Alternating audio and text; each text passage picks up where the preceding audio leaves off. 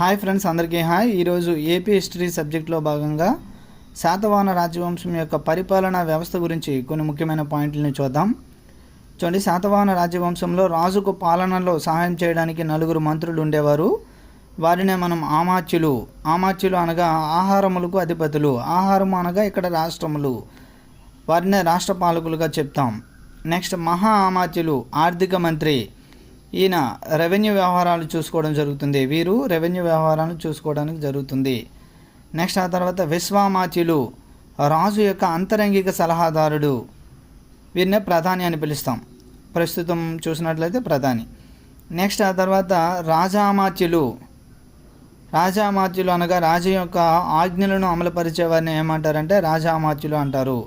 సలహాలు ఇచ్చేవారు. ఇతర అధికారుల గురించి మరో వీడియోలో మనం చూద్దాం. చూడండి, ఇందులో చూసినట్లయితే ఆమాత్యులు, మహా